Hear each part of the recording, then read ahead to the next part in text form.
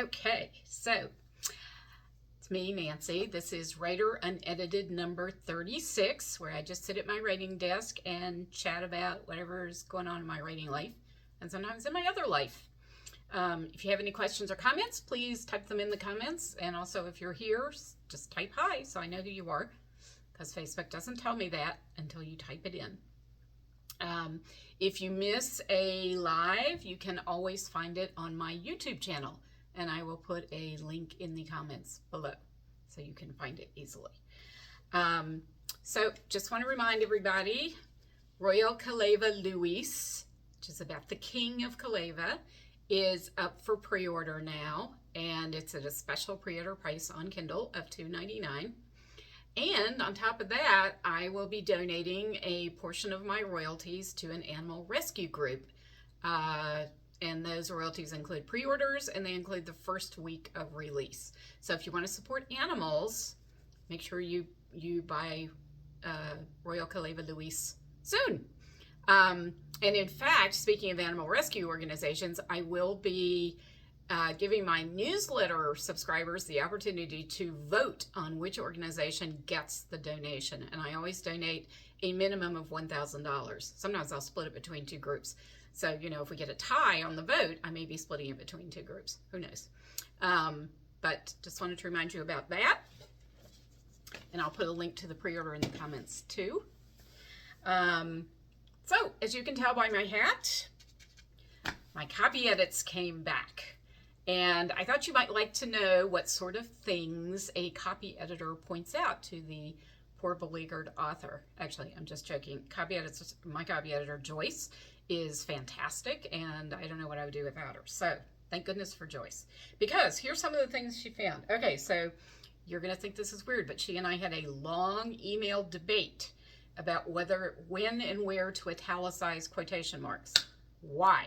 Well, as you know, if you've read Gabrielle's story, I sprinkle foreign words and phrases into my dialogue in particular to give a flavor of the exotic island that Kaleva is, exotic country that Kaleva is. And when you put foreign words in English dialogue, you're supposed to italicize them.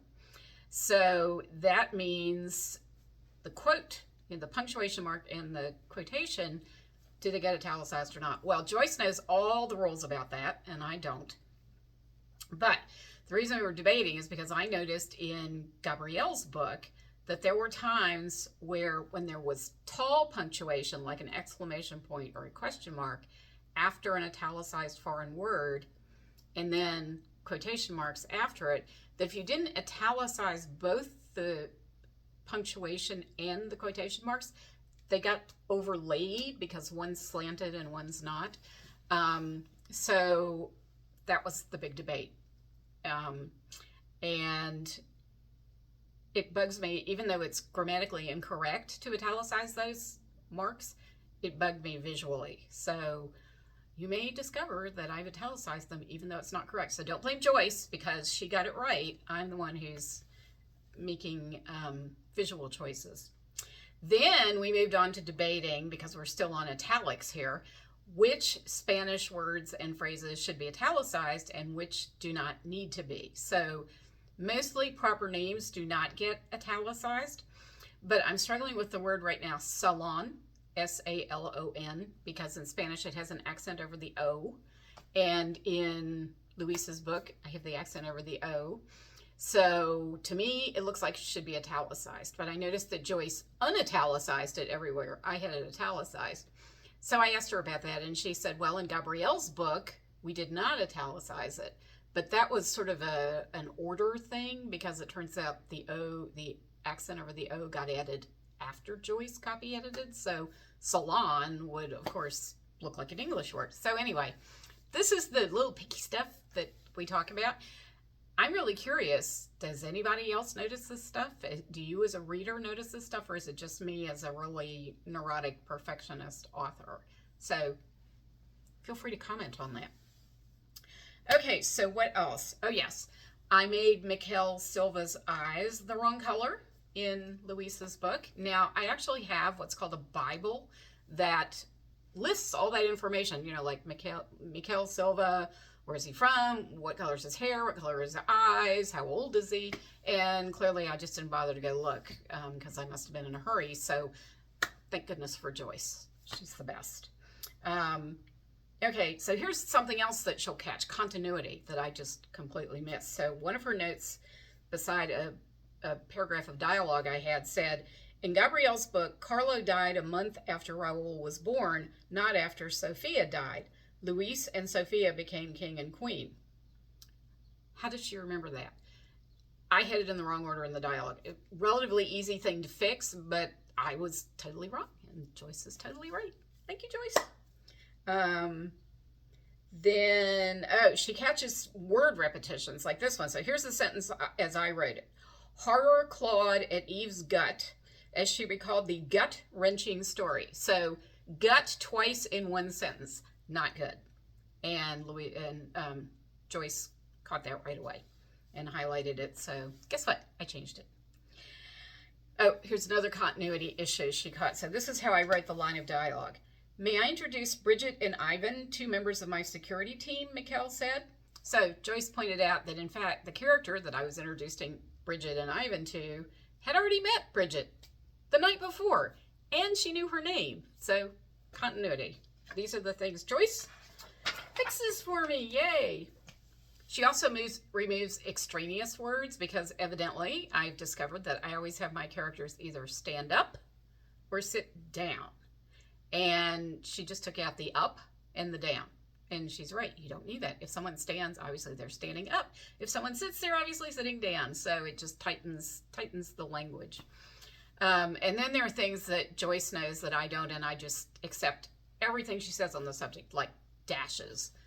She puts them in where they need to be. She takes them out where they don't need to be. Commas, I never argue with her about commas. If she says a comma goes there or a comma doesn't go there, I agree with her. I just accept that change. She knows things like when to capitalize the word king and when not to. So I just accept those changes.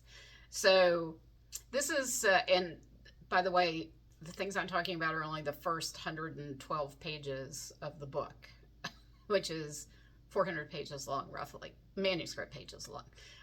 So that's just what she's caught so far, and there's much more.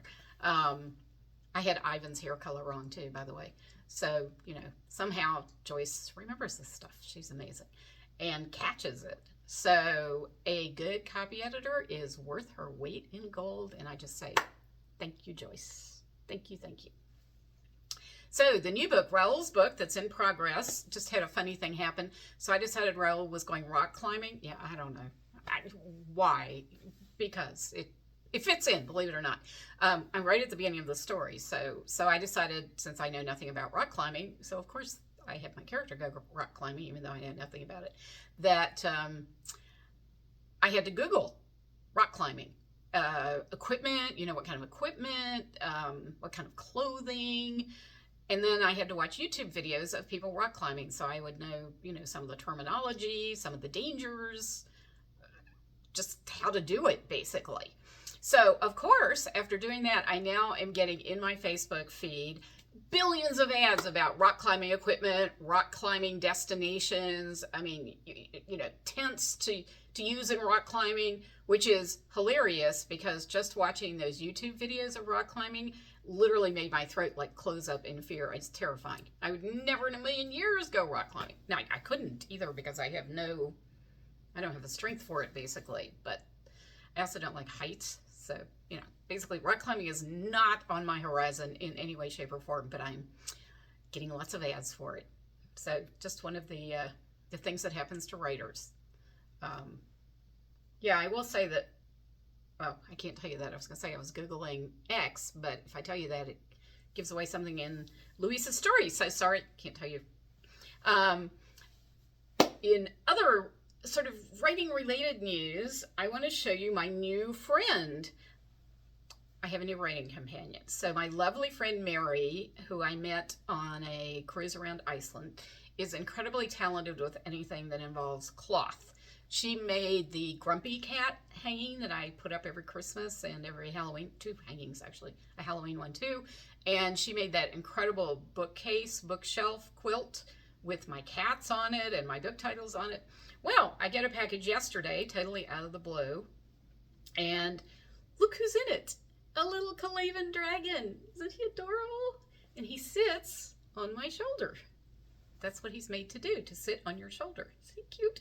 So, of course, I named him Luis Dragon, which is the king of Calava's name. This is Luis Dragon.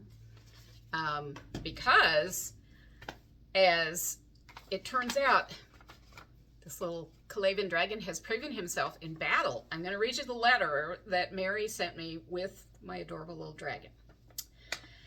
So, it has been a while since I made a plushie, but this guy wanted to be your writing assistant for the remaining Calava series. He is quite spunky and magical and sits on your shoulder. Make no mistake, this is no ordinary dragon. He has seen action in his short life. And of course, I'm going, what? He's a stuffed animal. And we are both happy to say he has lived to tell about it. He was very happy to be put in the box and leave my dreaded home. I think Mary should be a reader too, don't you? So what happened? It was a stormy morning. Yes, still raining in California. And I had truly just attached the final limb. I don't know which limb it was. He was smiling and skipping around. The dragon was smiling and skipping around. I set him on the dresser and went to find an appropriate box.